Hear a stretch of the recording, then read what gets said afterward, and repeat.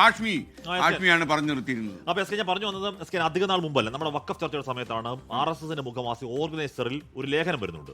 Who has more land in India എന്നാണ് അതിന്റെ തലക്കെട്ട്.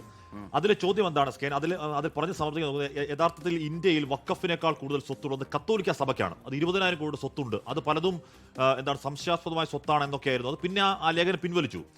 അപ്പോൾ അതിന്റെ ഒക്കെ പശ്ചാത്തലത്തിൽ വേണം ഈ FCRA ഭേദഗതിയിൽ ഉണ്ടാകുന്ന ഭീതിയെ, ആ പേടിയെ നമ്മൾ നോക്കണം. എസ്കേൻ ഇപ്പോൾ തന്നെ കേരളത്തിലെ പല സഭകളുടെയും പല FCRA ലൈസൻസുകൾ പ്രശ്നത്തിലാണ്.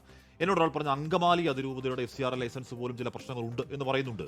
അപ്പോഴത്തേക്കാണ് ഈ പറയുന്ന പള്ളി ഇപ്പൊ തന്നെ FCRA റൂൾസ് എന്ന് പറഞ്ഞാൽ വളരെ ടഫാണ്, വളരെ കടുത്തതാണ്. ഇത് അങ്ങനെയൊന്നും ലൈസൻസ് ഒന്നും കിട്ടത്തൊന്നുമില്ല. ഇല്ല, ആകെ പ്രശ്നമാണ് സ്കേൻ. അപ്പൊ എന്ന് പറഞ്ഞാൽ അപ്പൊ ഈ പറഞ്ഞ ഇത്രയും വലിയ സ്വത്തുക്കൾ പള്ളി അടക്കം അന്യാധീനപ്പെട്ടു പോകുമോ എന്ന് വലിയ ആശങ്ക തന്നെയാണ്. എസ്കേൻ തെരഞ്ഞെടുപ്പ് സമയത്ത് എന്തുകൊണ്ടാണ് എസ്കേൻ ആദ്യം ചോദിച്ചായിരുന്നു.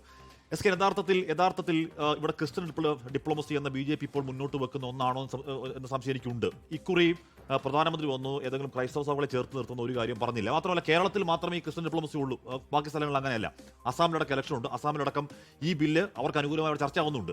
എസ്കേൻ കേരളത്തിൽ BJP ജയം ആഗ്രഹിക്കുന്ന മണ്ഡലങ്ങളുടെ കണക്കെടുത്ത് നോക്കിയാൽ യഥാർത്ഥത്തിൽ ക്രൈസ്തവരുടെ ഡിസൈസീവായ വലിയൊരു വോട്ട് ഫാക്ടർ ഉള്ള മണ്ഡലങ്ങളല്ല എന്നുള്ളതാണ് യാഥാർത്ഥ്യം. എസ്കേൻ അതിപ്പോൾ ഞാൻ ഏതൊക്കെയാണെന്ന് പറയുന്നില്ല.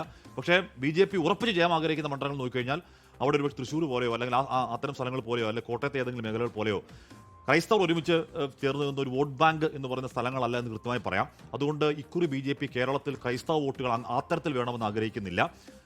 ഇതുമായി ബന്ധപ്പെട്ട് ചോദ്യം ഉണ്ടാകുമ്പോൾ BJPക്കാർ പറയുന്നത് ഇത് കൂടുതൽ ഹിന്ദു ഗ്രൂപ്പിന്റെ NGO ആണ് കേരളത്തിൽ ഇന്ത്യയിൽ കൂടുതൽ എന്നുള്ളതാണ്. അതിലൊരു പ്രശ്നം എന്താണ്? കഴിഞ്ഞ 12 വർഷത്തെ കണക്കെടുത്താൽ പൂട്ടിപ്പോയ FCRA പ്രധാനപ്പെട്ട ലൈസൻസുകളിൽ പ്രധാനപ്പെട്ട ഒറ്റ RSS സംഘ ഗ്രൂപ്പിന്റെ ലൈസൻസ് ഇല്ല എന്നുള്ളതാണ്. ഇനി അതല്ല, ഇനി ഇതൊക്കെ കഴിഞ്ഞ് വീണ്ടും വരുന്ന ഈസ്റ്ററിന് എസ്കേൻ കത്തോലിക്ക സഭ അടിത്തറയാണ് ഈ ഫണ്ട് എന്നാലും ഒരു തർക്കം വേണ്ട. അപ്പോൾ ഈ വരുന്ന ഈസ്റ്ററിന് കേക്കും വൈനുമായി അരമനയിലോട്ട് കയറാൻ പോയി കഴിഞ്ഞാൽ പിതാക്കന്മാർ വായിൽ നിന്ന് നല്ലത് കേൾക്കും നേതാക്കൾ.